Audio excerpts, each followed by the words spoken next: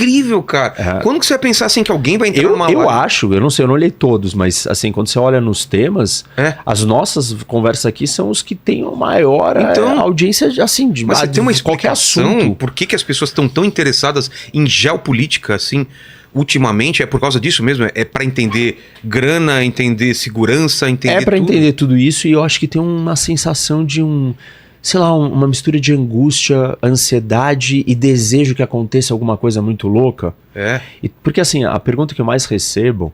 Terceira Guerra Mundial. Isso. Exatamente. Tipo assim, é uma obsessão coletiva num nível jamais isso.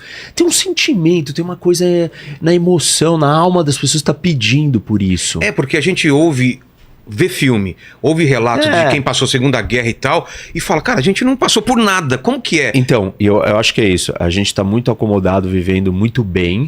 A vida se tornou... Claro, a maioria... tem um monte de gente que tá muito ruim, mas assim, se você olhar 30 anos pra trás, bilhões de pessoas saíram da pobreza absoluta, entendeu?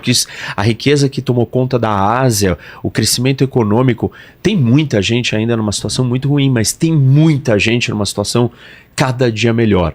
E tem muita gente numa situação muito tranquila. A vida moderna, no geral, ela se tornou uma coisa meio superficial, muito entretenimento. E as pessoas estão meio assim, tipo, sabe, querendo uma aventura, como se fosse. Aí a pandemia veio dar uma agitada no mundo. Deu uma cutucada. E a partir daí conflitos explodiram. Aí as pessoas estão meio que nessa sensação, nessa vibe, né? Numa onda de o mundo vai acabar.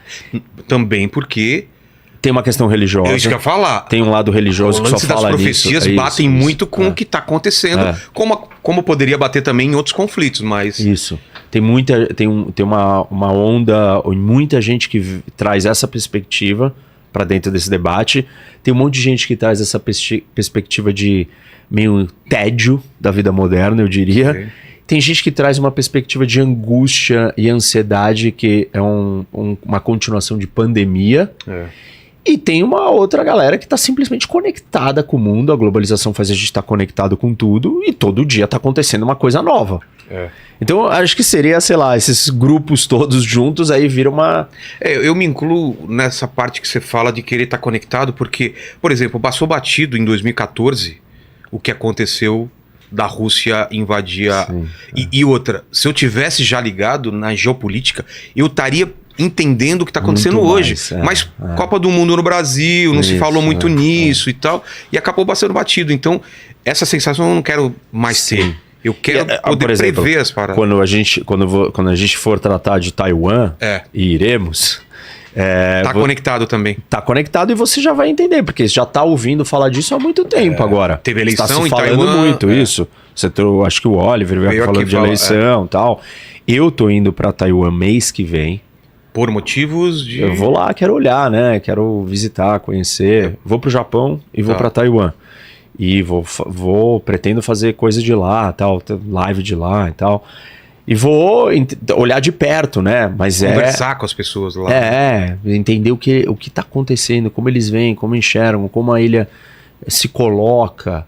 Tem muita coisa. E tenho certeza que você já não vai, né? Quando tiver algum movimento ali, você não vai estar surpreso. Pego de surpresa, claro que não. Você já tá super interessado, super ligado, né?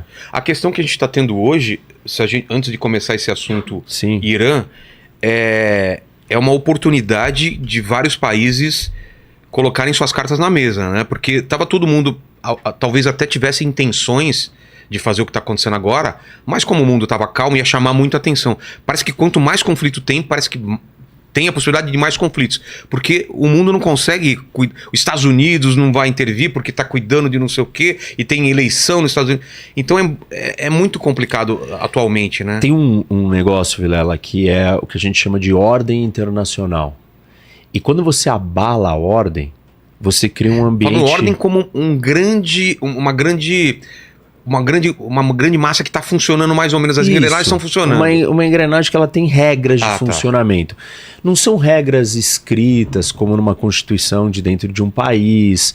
Não tem a polícia, não tem o judiciário para aplicar a lei e a regra. Então tem um monte de coisas que não são exatamente igual. Mas existe uma ordem.